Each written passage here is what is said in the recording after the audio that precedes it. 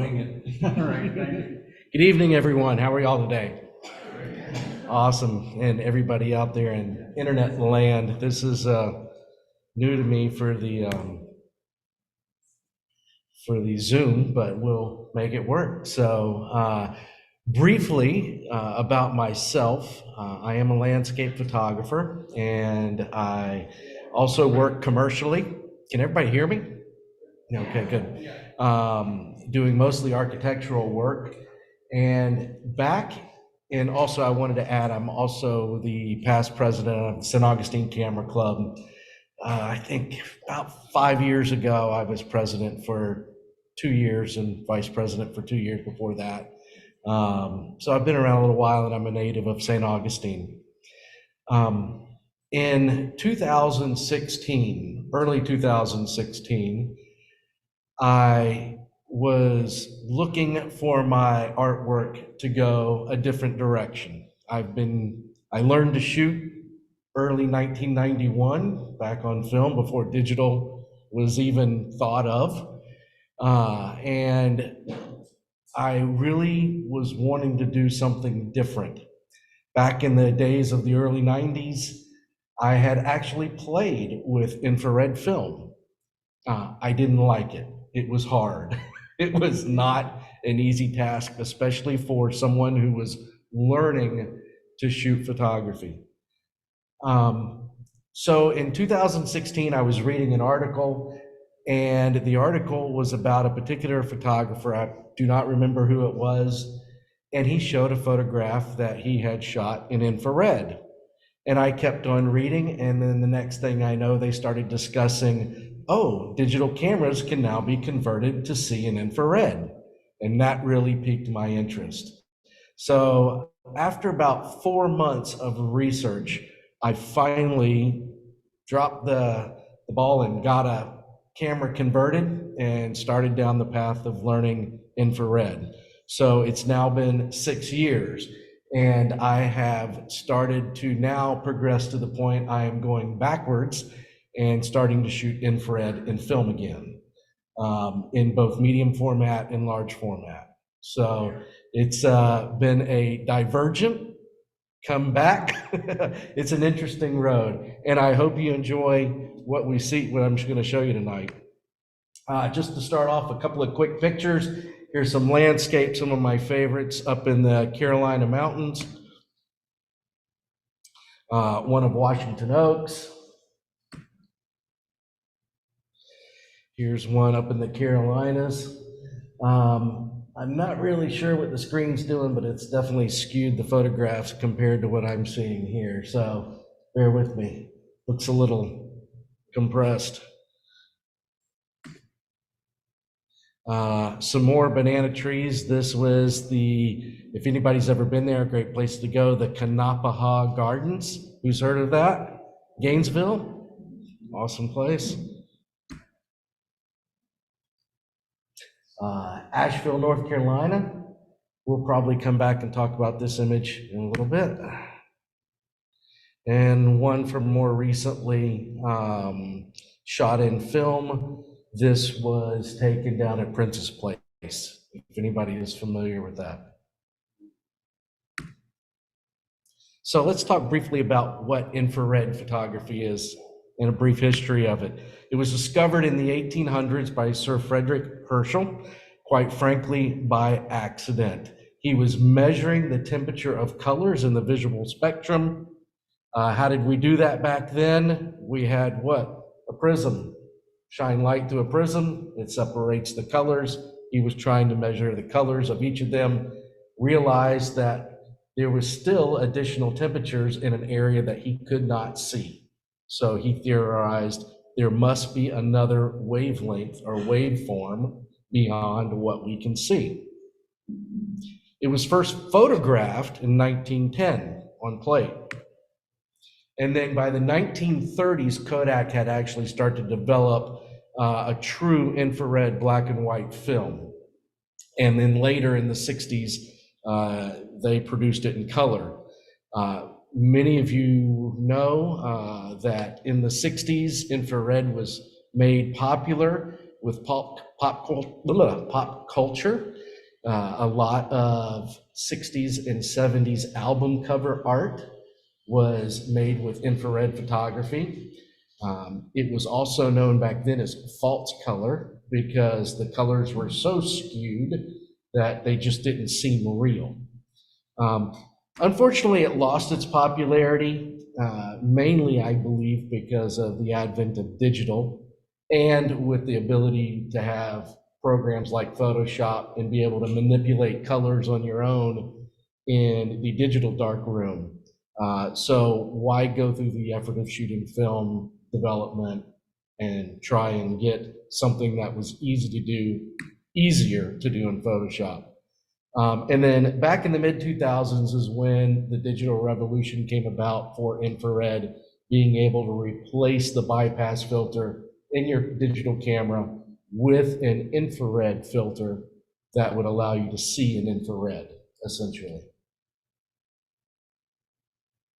So, what is infrared light?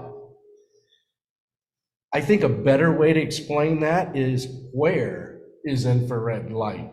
So before you was a spectral range of light forms or wave forms. And you can see all the way to the far left is the ultraviolet, and we see to the far right is what we call near infrared. What we physically see, colors, is in the middle there of visible light, ranging from purple, violets, all the way into the reds. And if you've ever heard the term near infrared, now you can kind of understand, because infrared picks up where the red color spectrum leaves off in the visible light field. Below ultraviolet, we have gamma rays, so where the aliens live. And to the far right, we then move into short wave infrared, medium wave infrared, and long wave infrared. And the reason I've got the fire there is because most of you probably synonymize infrared with thermal or thermography. If you've been in the military, night vision, those kinds of applications are really in the medium and long range infrared spectrum. And then finally, even further out, we have microwaves. So these are all forms of light waves that travel all around us every day. What we see is a very small spectrum. And quite frankly, if you look at the far right, where the long infrared is at and the microwave form is at, or waveform is at, quite frankly, if you were to take that edge here, where the infrared spectrum completely stretches, microwave would probably be out there in the parking lot somewhere. That's how far or how large the infrared spectrum is. It's way bigger than what we see in color. By the way, something I don't have on here, but I thought I would mention it. How many of you follow space technology? The James Webb new telescope that's out there, that sees an infrared. So let's bring it back to reality, what we can understand. Where's your TV remote work at? It's in the infrared range, about 950. The current filter I have on my digital Sony camera runs at 590. It's called a super color. So I'm actually seeing both visible and infrared spectrum in my camera. And then if, whoops, very sensitive touchpad. And then the filters for my film camera is up around 820. So it's actually only seeing in infrared. It's not seeing visible colors. So how do we use infrared technology? Lightform, a number of ways. You can actually do overhead aerials of farmland, see how well crops are growing. It's used in forensics. We talked about thermography with the body temperature on the far right. You can see into space, and night vision. So where does infrared come from? It's a great question. For us, most of the infrared comes from the sun, our sun. And of course, there are other stars out there like our sun that are emitting infrared waveforms as well. But most of what you're going to capture, if you choose to shoot in infrared, will be from our sun. There are some other sources. Some neon lights emit some infrared light, as well as other street lights that are out there. Here's an interior shot of a gallery in Savannah, and I was actually shocked at how much light the museum lights, the infrared light that the museum lights gave off. Now, some of this is also in the color spectrum, but the very bright blues are coming from infrared. And it will even reflect off of the moon. So if you see the moon glowing, where does that glow come from? It doesn't emit its own light. It's a reflector of the sun. So the infrared lights are actually bouncing off the moon and coming back down. A shot of our Castillo.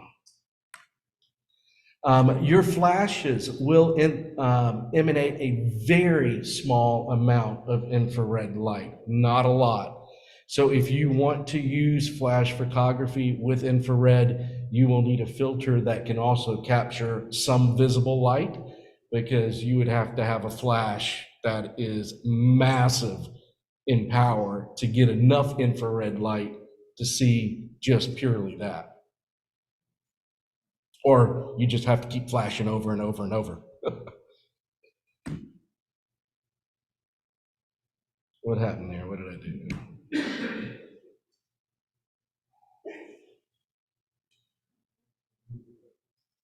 Okay, I got a problem. Technical department.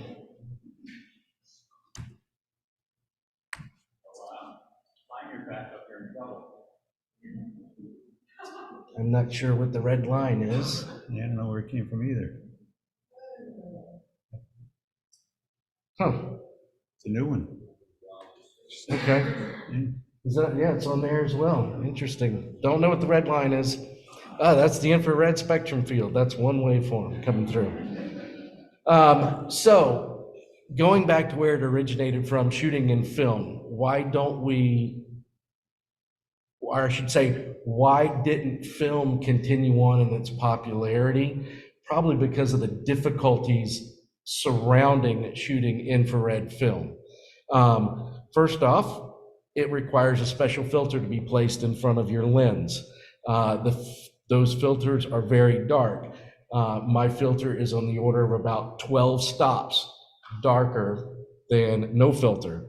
So what does that mean? If you're using a SLR, whether it's film or digital, you're trying to see through a 12-stop loss of light, which means it's very difficult to see anything on your screen or through your viewfinder.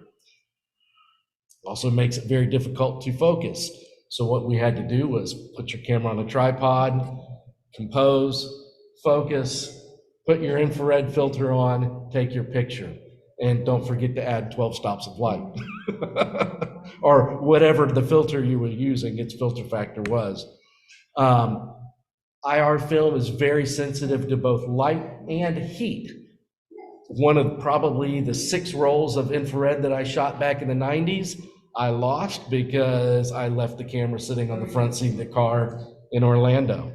And in the middle of the summer at 100 degrees, it fogged the entire roll of film. Light meters do not work in infrared. Why? Because they are calibrated for visible light. Infrared light is a different waveform than visible light. So your light meter does not read correctly. Thus, it requires typically for you to bracket, which means you would underexpose, shoot normally, overexposed, until you could figure out what you normally would need to do, which just more or less takes time for you to learn. Here's a couple of my early infrared film shots. As you can see, I was still learning, overexposed, highly overexposed. I'm glad it looks better on this computer. Um, but an air plant in the Everglades did a little bit better with the mushrooms, with the sun falling on them, getting the exposure right. I would just say that infrared requires you to be more precise in your exposure. With digital, you can usually have some amount of over or under exposure and still be able to correct your image in post-production. With infrared, it's just that much more difficult. You need to get it right, otherwise you'll have problems. And we're going to discuss that in a little bit here. So we have the advent of the digital infrared camera. They change out the bypass filter. Who's familiar with bypass filters? Is there anybody that's not? So in front of your sensor of your digital camera is a little tiny square filter, same size as your sensor, and it will block all light but infrared light. Sorry, block all light but visible light. So it allows visible light to come through your lens and directly to your sensor. You snap, you take a picture, there's your pretty color picture. So we're going to take that filter out and we're going to replace it with a filter that blocks visible light but allows infrared to come through. You can also swap it out and put a filter in that blocks everything but UV. And then there's also one that does everything but blocks alpha, whatever that is. It's a different wavelength. And then you can also put a filter in there that's what's called full spectrum. It will allow your sensor to see all possible light that's out there. And then you have to put external filters on your lens to be able to capture what you want to capture, whether it's visible, infrared, UV. Conversions work with both point and shoot, DSLR, and mirrorless. You can change out the filters yourself. We're going to talk a little bit about that. There are some pitfalls, so before you decide to go into the DIY side, I would do a lot of research on that. So let's choose the right camera. How many of you, I'm going to simplify this, still shoot only in JPEG? Good. Solves that. Shooting raw. You need a camera that can set its own custom white balance. This is very important. Most digital cameras of this era have that ability in the menu system where you can custom set the white balance. We are going to set white balance based off a sunlit patch of grass. Is the simplest thing to set white balance on. In Florida, in summer, that's going to come out to about 2,500. Any questions so far? I highly recommend a camera that has live preview. Does there anybody not know what live preview is? That means that when you look through the viewfinder, you're seeing what's happening out there live. That usually involves having an electronic viewfinder or a digital screen on the back of your digital camera. And I will say though, like my first infrared camera was a Nikon D7000, and live preview was a special button you had to push, and it went from being a regular DSLR to kind of like a mirrorless, if that makes sense. But what I saw on the screen was actually what I was getting through the infrared filter. It will be very difficult to do infrared photography without a live view. And I highly recommend having a histogram to be able to pull up on your display, not only after you take the picture, but before you take the picture, so that you can plan your shot. And once you've gotten a little bit of experience, then you don't have to bracket anymore. You can just look at your histogram and know what you need to shoot. And you need a good, I say that, IR lens. So there are good lenses and there are bad lenses. The great thing about infrared is that some of the best infrared lenses are the least expensive visible light lenses. And that's because of all the coatings and everything that has been done to modern day lenses to make them see visible light perfect. Well, guess what? We're not looking for visible light. We're looking for an alternative spectrum, a different waveform, and it passes through that glass differently. Proprietary software. This is another must in my opinion, and this kind of goes in line with shooting raw. And that is every camera manufacturer puts out some kind of a proprietary software. Nikon is Capture One. With my Sony, I'm sorry, not Capture One, it was a Nikon Capture, I think it was. Sony has Capture One actually developed a software called Capture One for Sony. And it is kind of like their, now has become a replacement for Photoshop. If anybody else use Capture One out there? Good, good. I know Canon has their own proprietary, and there's several others out there, but you really are going to need that proprietary software to get the most out of your infrared images. So, using a DSLR lens, when you send your camera in to convert it, or you do it yourself, you have to calibrate the focus. Now, who shot film back in the day? Anybody here? A bunch of people, great. Does anybody know what that red line on the lens was for? That's your infrared mark. So if your focus was at 15 meters, you then had to take that 15 meters and move it over to the infrared line based upon if you were using, a prime, or if you're using a zoom, that's where you ended up with the curve or multiple red marks, and you would set your focal length and move your 15 meters, for instance, over to that mark. And then your focal plane at the film would be in focus for infrared. So you have to do that for every camera film combination. I'm sorry, camera lens combination, unless you shoot mirrorless, then it doesn't matter. Here's another thing. There are problems with almost all lenses out there, modern day digital lenses called hotspots, that is specific to infrared. Here, I just took this as an example, a Canon 2470 2.8 f lens.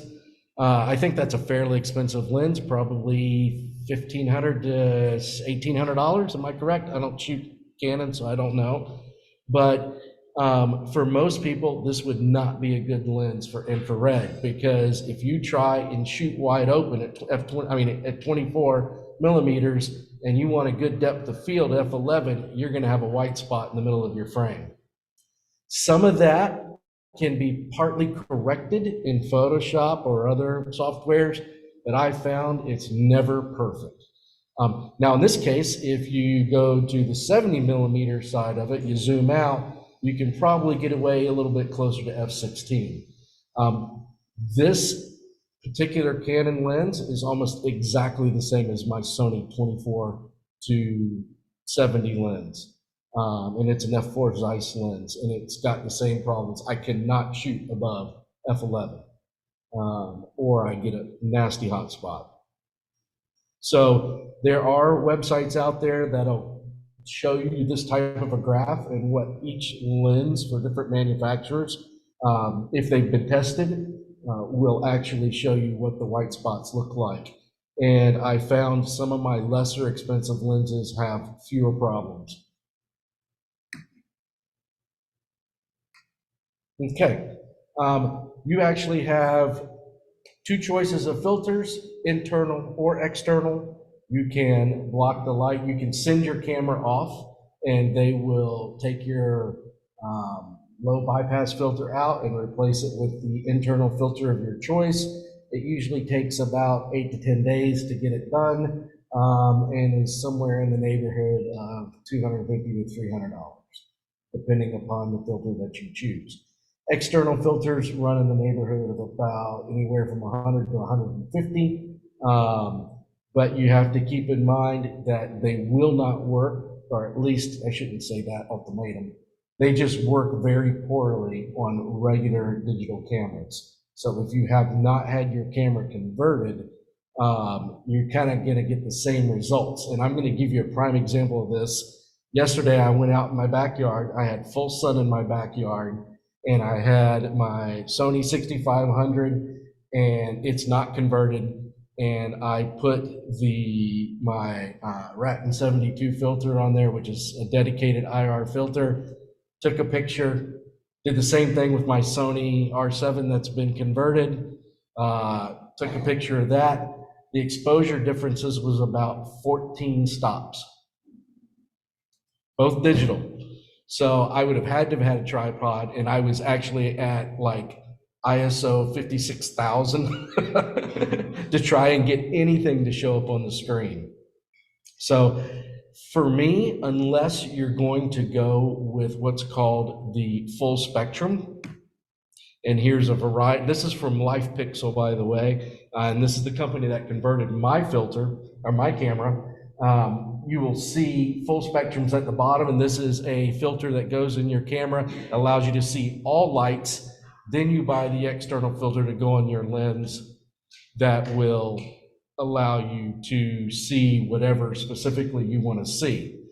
And then there's the different grades of infrared filters, with the deepest black and white IR, which you can see really has no color. It's in pure black and white. And that's really all it's picking up is tones. And that is because it is far beyond the visible spectrum where the cutoff is at. However, if you get down to like the filter that I have, the super color, you can see I'm actually picking up some colors, some blues and yellows. For my particular camera, it's more blues and oranges. My old Nikon, it was blues and yellows. So this is going to vary depending upon the camera that you have and the filter. And your camera and filter may not be the same as his camera and filter in the results that you get. I will say, if you decide to go the choice of using external filters, remember you're going to have a different filter for every different size lens thread mount that you have. So if you've got 3 different lenses you want to do infrared with, and they all have different ring sizes, you're either going to have a step up or step down ring, or you're going to have 3 filters. Has anybody shoot infrared in here? Okay, does anybody have a full spectrum converted camera? You do. 2. Oh, no, mine's 665. Okay, so you're full spectrum. I'd like to talk to you afterwards. Okay? I would say, really, the only thing I want to point out here is you'll notice, like, here's a defect from Sony, and it's not true of my camera, but if I want to upgrade, this is going to be a problem. And that is, they focus with an infrared beam, and over 1 second of exposure, the infrared beam for focusing will blow out your shot. So there's all these little pitfalls. You need to do your research before you pull the trigger to convert your camera or buy a lens that you want. So now that you converted a camera, by the way, will somebody yell at me when I've got like no time left? Am I doing good? Okay, nobody's throwing anything at me. So now you have a converted camera, what do you do? First thing I would say would be prepared to practice a lot. I'll tell you how much I practiced. Outside of my commercial work, when I bought that camera in 2016, for 3 years, I didn't shoot anything else digital. That's all I shot for 3 years was infrared, besides my commercial work. That way I could learn it, and I knew it. And at the end of 3 years, I knew exactly what this camera, this lens, and this filter combination were going to provide when I went out in the field. And it took a lot of shots, and it took a lot of notes for me to be able to understand exactly what I was capturing and why I was capturing it. So things that apply when you're out there practicing. Composition, that's not going to change. You're still going to need to make a good composed image. Aperture still relates to depth of field. That doesn't change. Shutter speed still defines motion or stop, or no motion, I should say. And you still need to tell a story with your image. The things that do not apply, your light meter. Best I can say about your light meter is pick one meter, whether it's the meter in your camera, or if you decide to use an external meter, which is what I have ended up doing. And that is learn that meter. And once you've got it to where you think it needs to be, especially looking at your histograms, and then what your results were when you get back in and do post-production, you want to make notes, and then you calibrate your meter to what you believe is the correct exposure.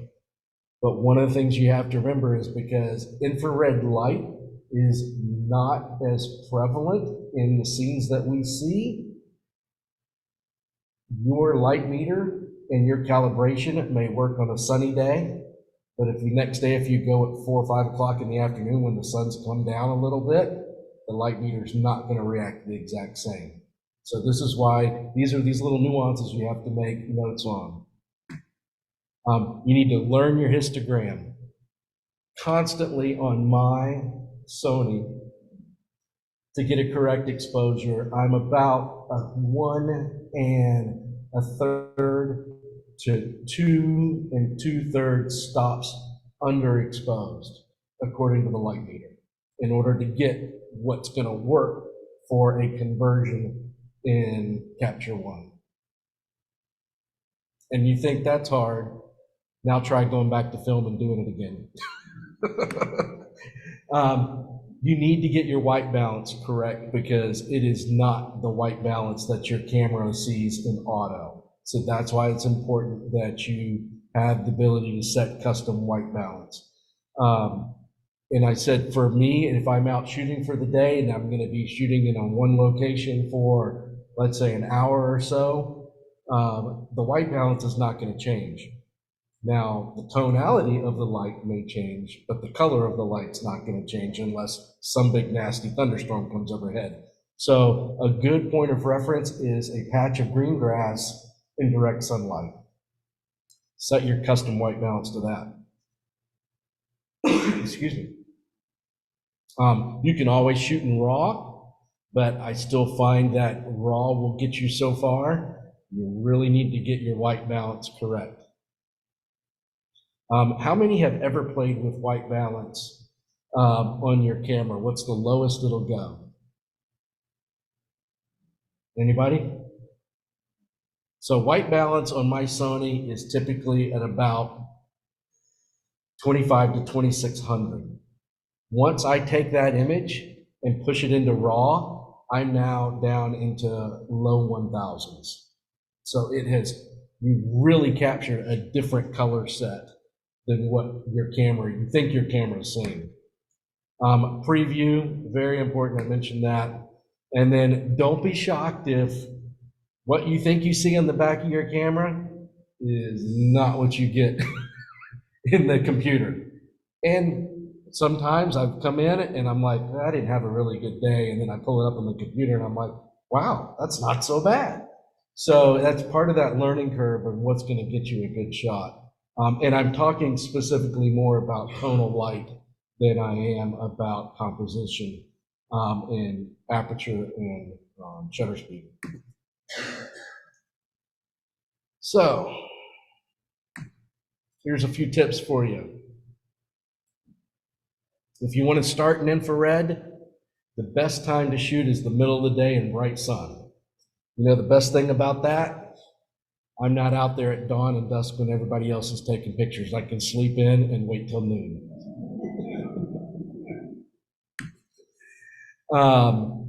And this is probably, of all the things that I really had to learn, and I was lucky enough that I realized this early, you have to learn what reflects infrared. Not everything reflects infrared like you see visible light. Tin roof, visible light, very reflective. Some leaves, very reflective in visible light, but not necessarily for infrared. I'm not going to skip all the way back, but I mentioned the train shot earlier.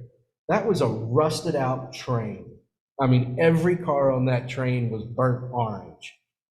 But as soon as the sun hit it, that rust reflected infrared like it was crazy, which is odd. And there was a learning curve for me. I learned something new. Make a note, follow along.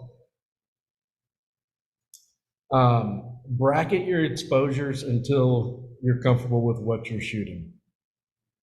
Because you might find that a 1.5 underexposure or a 1.5 overexposure may end up looking more to your taste than what you thought a normal exposure would be.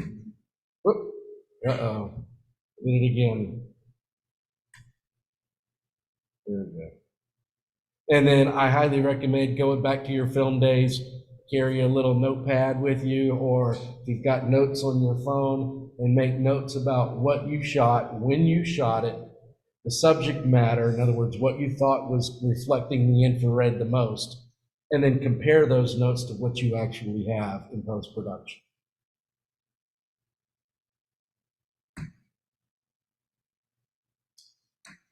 A couple of other tips.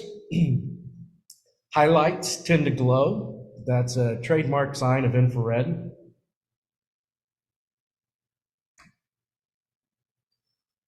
High key shots will give you this ethereal, dreamlike imagery. Overexposure by even a stop and a half will be sometimes near impossible to recover. And same goes for underexposure. If you underexpose, you're going to end up with flat, muddy images that you really can't pull any contrast out of. So that's why I again refer back to it's important that you get exposure correctly.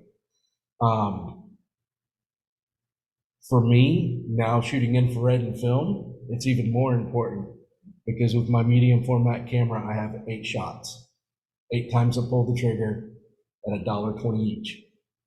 So it's important to learn the exposure. And now I'm kind of having to somewhat relearn it again because film emulsions are different than digital.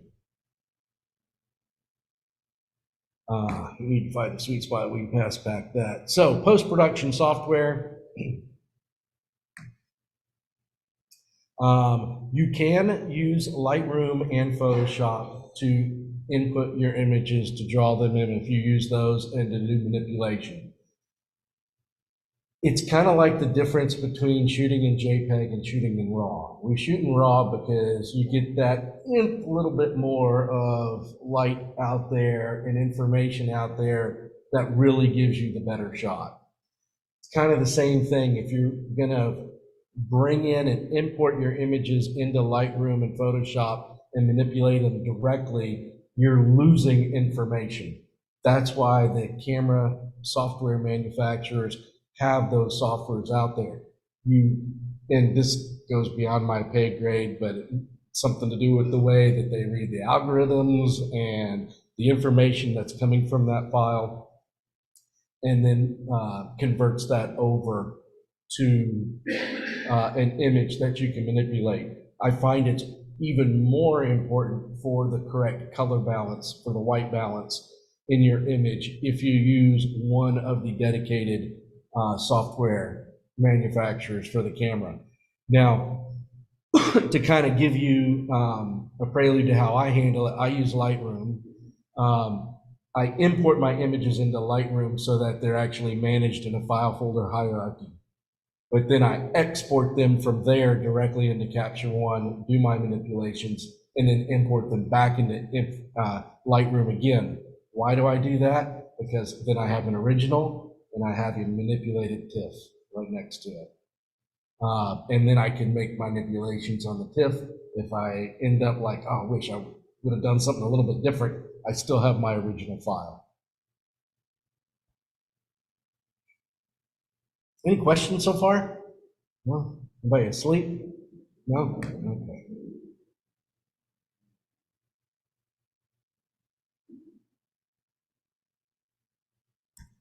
Going backwards. No. No. All right, what did you do, sir? Okay, here we go. I'll just use the pad. So here was a recent observation I made in the woods. I guess this is back in the fall. I was in a pine grove that had been, what do you call it, burnt? Excuse me, I forget the term. Control burn, thank you very much. And I was lucky enough that I was able to find a pine tree, a small sapling, that half of it had been burnt and half of it hadn't. And that's the image on the left. What I was thrilled to learn, something new, that look at the converted file, and it's a converted unedited raw file, that the burnt pine needles actually reflect probably about 3/4 to a full stop more light than the green living needles. Why is that? I'm asking, why is that? Anybody know? I don't know. But these are the little things that you'll learn when you're out there. You'll take a picture of something, you're like, wow, that's going to be great because this is dark and that's bright. And I'm going to have this great contrast in the scene. And you take the picture, and it's like going back in the days when you learned photography and you took the picture of the red tomato with the green leaves in black and white. And what was it? Blah. It was all the same tone. So you got to learn what makes tone in infrared.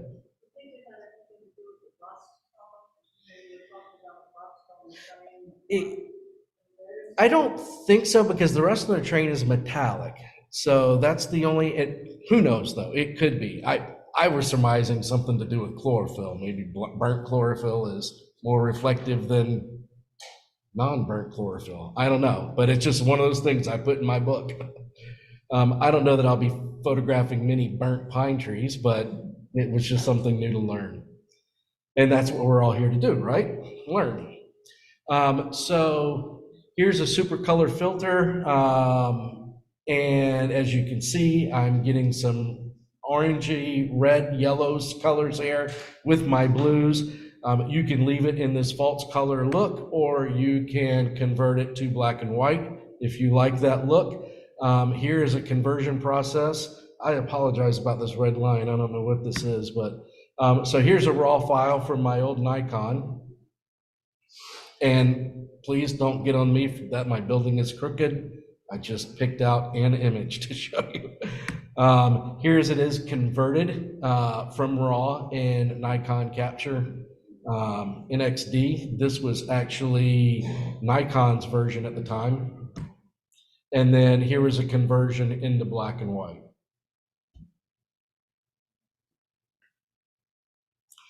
So here's a conversion process, very similar with my Sony.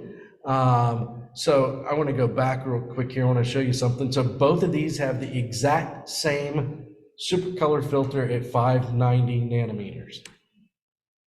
Look at the oranges on the original file versus the mauves and violets in the Sony file.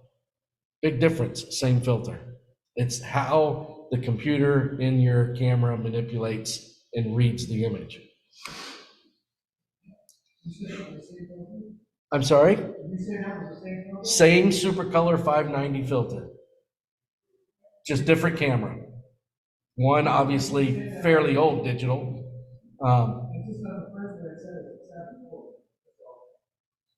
Oh, that is incorrect. That is 590.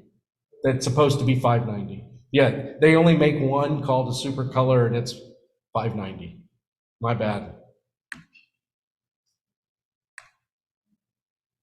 So, shoot and practice.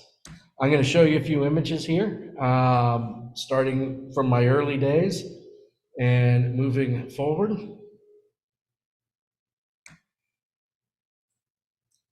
Actually, I guess they're a little out of order. This was taken last year, and by the way, that's Southwest Florida. Favordike State Park. Anybody ever been there? Few people, very few people. It's a very small park. It's actually one of the largest parks in St. Johns County that no one knows about. It's hidden. The entrance is right there at US 1 and 95, and it's got a small campground. But I think now they just inherited a bunch of new land, and they're somewhere at around 10,000 acres, something like that. So it's a fairly big park.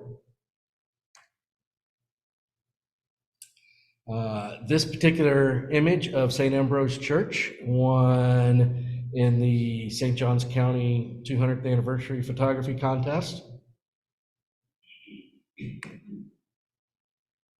I don't know who these people were, but I was learning at the time, and I asked if I could take their picture in infrared.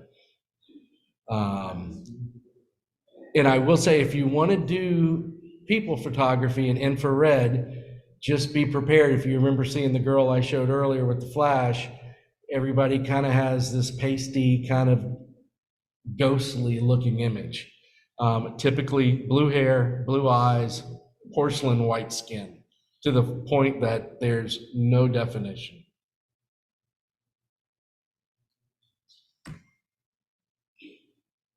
Young lady I shot on the rocks in the mountains. You can still see that you have to learn, if the sun is hitting an area, in this particular instance, it's hitting her and it's hitting kind of the hillside in front of her and off to her right, but in the background, there is no sun. So you do lose infrared light if the sun's not shining on something. One of my favorite pictures. These are really white cows, and I didn't know that white cows actually existed. But this is in Georgia. But it was a great scene. Not many times you get to see white cows laying down in a field. Savannah, some of my street work, and I do a lot of street work with infrared.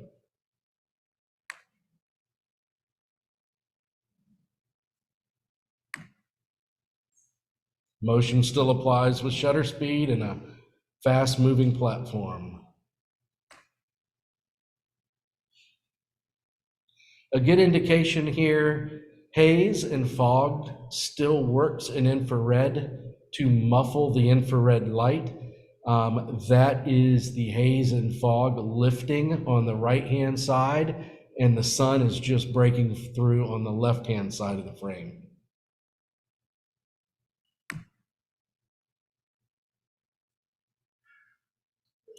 Princess Place. Obviously, palmetto fronds are a favorite of mine to photograph because they reflect a lot of infrared light.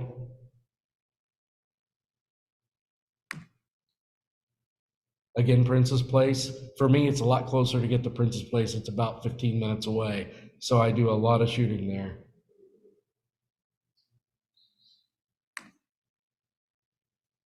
Georgia. Kanapaha, they have one of the best bamboo collections I've seen. And if you ever get a chance to go to Kanapaha, just go to hang out in the bamboo, because it's like this very quiet, pristine, soft place. Yes, sir. It doesn't look like it reflects a lot of infrared in this photo. In this particular picture, it really depends. It was very difficult on this particular day because that kind of haze you see in the upper background is actually a rainstorm that started to rain. And the parking lot is the white slab you see in the very far background. So we had to run from that point to the car, and I didn't have a backpack for my camera, so everything was going to get wet. But that was the rain starting to fall. The sun was still behind me and starting to pass, still passing through some of it. But you're right. If you don't have sunlight, you're not going to get a lot of infrared light. Bell tower of our cathedral.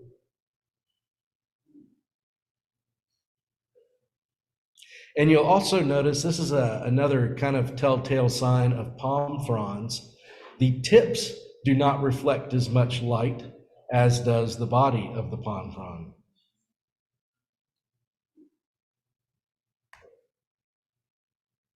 mountains, you can kind of get crazy with the colors, the false colors, if you have that particular filter. So the crazy thing about this picture, this was our Christmas card, my wife and I's for a few years. This was actually shot in July, and that is not snow. That is green grass of a hayfield, reflecting that much infrared light. But it is the Smoky Mountains, ergo the fog. Mikveh Israel in Savannah.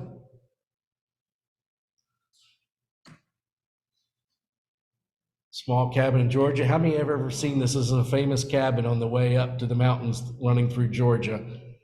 It is on the Woodpecker Trail. Anybody ever travel that road? Great. That is an awesome area if you ever get an opportunity when you can divert off of 95 and just start driving until you're lost and then put the GPS on and find your way out.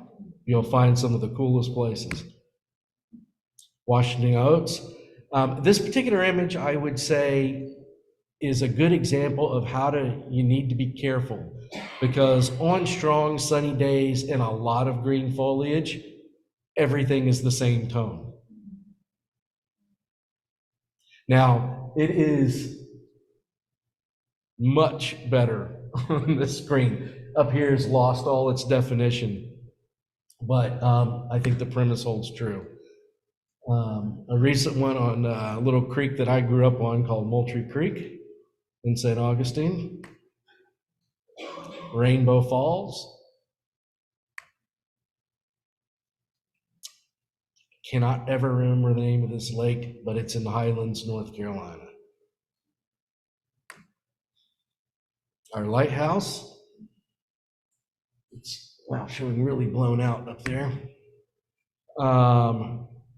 The old red brick road that runs through part of St. Johns County. Anybody know what that is? Few of you? I'm sorry? Old Dixie Highway. It starts in, what's the little town? Minna.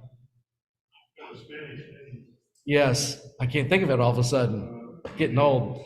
But down by Bunnell, and actually runs up through the swamp. And it is a red brick path that was actually designed to go from, I think it was Ontario to Miami.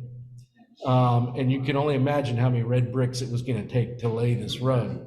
But with the advent of the superhighway, US 195, this road died out, as did all the towns that were around it. Our fort, one of my early infrared images. And then I'll show you, to finish off here, a few of my latest ones in film, and bear with me, I'm still relearning film in infrared. But there is one thing I will say, its gradation and tonality is phenomenal when you get the exposure right. And the glow is subtly softer. Spanish Street downtown.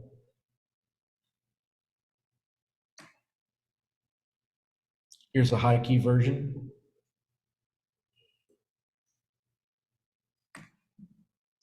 That was in Ilford SFX, if anybody's interested, which is a film that is very similar to what I would say would be like a super color filter in Life Pixel. It will shoot normal black and white, but if you want to put an infrared filter on your lens, then you will also capture in the infrared spectrum. Rolly 400 is a truer infrared film, although it still captures some visible light, not as much. This is Prince's Place.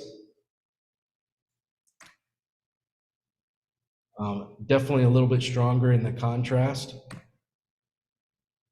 And this was kind of like a slow shutter speed, let the clouds kind of drift by a little bit and silk out the water effect.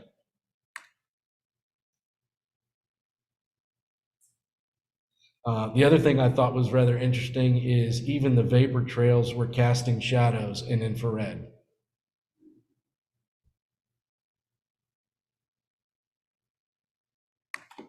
And that is it. So, any questions? Yes. What kind of results would you get in portrait photography when your subject has darker results? That's a good question. I don't know. My other website is idon'tshootpeople.com.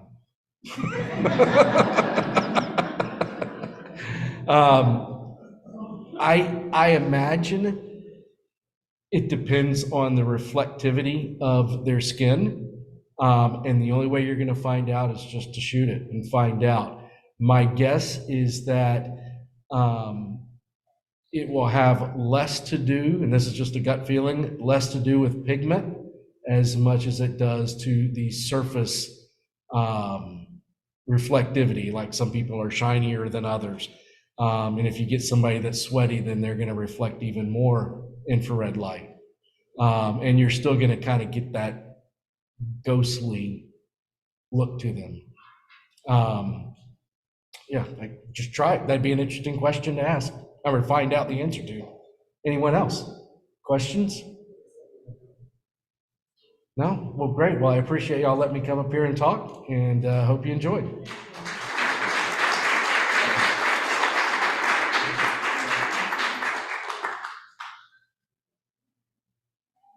Fascinating stuff. So we're done for the evening. See you at the Ponte Vedra Beach Library on March 7th for the next meeting. All of you who are going to the fish company, enjoy your evening, and thank you again, Byron, for the wonderful presentation.